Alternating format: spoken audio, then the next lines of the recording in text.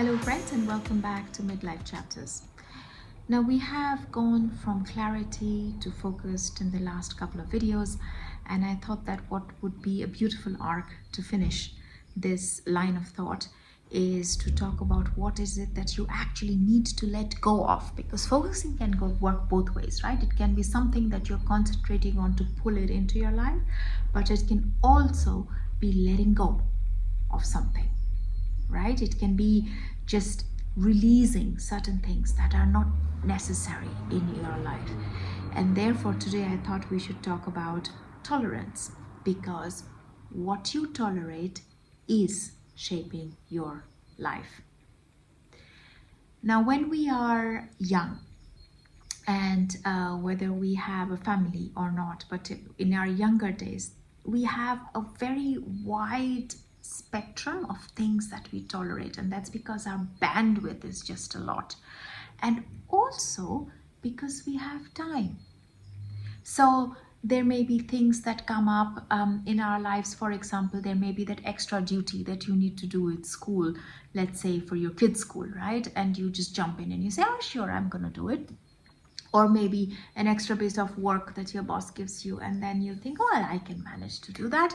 Or maybe your neighbor asks for something, or somewhere where you think that you are going out of your scope, but you're doing it anyway because you think, well, I can manage that, I can do it. In midlife, something very significant happens, and that is that we as women in midlife, number one, and this is a very important factor, is that we have a lot of hormonal changes that are happening in our body. So we are getting more irritable, but not everything is hormone or caused by hormones. The disbalance of hormones, or the I wouldn't call it disbalance. It's a different kind of a regulation of your hormones that are happening in midlife, and that causes you to be irritable, causes you to kind of just lose patience with a lot of things. That's number one thing that's happening. The second thing that's happening is because we are aware that we don't have a lot of time. Time is running out, which means that something that we thought before was unlimited, where we could give of ourselves, right? We could perform, we could do, we could donate, we could be generous with it. Now in midlife, we think, this is really, really reaching my boundary. This is something where I really don't want to do, or I can't do, because I have reached a certain capacity, I have reached a level, and there is no way that I can go beyond that. And that is why, specifically in this phase of our life, that time is actually not the real currency. The real currency is energy. And this is very important. It's very vital for us to recognize that our energy, especially now, is limited. It can have a lot of factors, right? And that's fine. That is okay. That's just the way things are. Awareness is key. So the moment we are aware that, wait a moment, it's not just time, because we all know that time is running out. That is not something that we need to discuss. But now we also know that our real currency, something that is so much more precious, is actually our energy. And therefore, our tolerance level of things that we tolerate in our lives, this is something that we need to revisit. Perhaps there is a conversation that you need to have with somebody. So maybe you have been tolerating something for a long time. Doesn't mean it always necessarily has to end up in a conflict. It can. But it is important to see what is it in your life that you can tolerate, and what is it that you can't, and what you can't has to go. And I say that with a lot of force, because we try to push ourselves, and we take ourselves to the absolute limits and absolute boundaries without having respect for ourselves, for our energy, for our lives and for the people that who we are. And just going beyond everything and serving the world and to the detriment of our own mental and physical health is selfish, I think, in a way. It's not respectful towards ourselves. It is making sure that we are considered as martyrs in the world. It's not healthy. It's not good. It's not healthy. It is not something that I think is desirable. And I may be expressing myself really strongly today, but this is literally how I feel. So think about moments or experiences or things in your life that you're tolerating. You're tolerating just about because you don't want to cause trouble. And especially we as women, we have learned that, we don't want to cause any trouble, do we? We don't want to ruffle any feathers.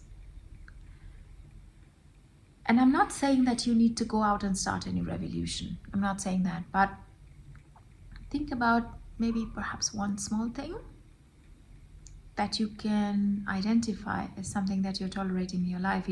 Like I said, it could be a conversation that you need to have. It could be a small boundary that you need to take. It could be a new habit that you have to pick up. It could be saying no to something where you have said yes to all your life because you know that at this point of time, this is not good for you. Are you going to face resistance? Yes. Yes, especially if it involves somebody else, and especially if the person or the group of people don't know this side of you. Yes, you're going to face it. Are you ready for the challenge? Ask yourself. You have limited energy, even limited time. What is it worth? What do you risk missing if you don't do this? And this is something that I want to also point out, that we are always afraid of having these very difficult conversations, especially with other people, because we think we are going to, we don't want to be nasty, we don't want to be mean and hurtful. And yes, of course we don't want to be. But do we want to be mean and hurtful and nasty to ourselves? I guess that is the crucial thing that we need to ask. And if the answer is no, then you have to identify one thing and create a framework of how you are going to approach this. If it is a conversation, practice it. Practice this conversation. Practice it in front of a mirror. Imagine you are the other person. Practice being calm, grounded, non-accusatory. You don't have to necessarily go and point fingers and say, you did this and you did that and you said this. That's childish, right? We are beyond that. But to bring it back to behavior, remember, whenever we talk to people or whenever we are having hard conversations, we are never accusing the person. We are taking a stance with the behavior.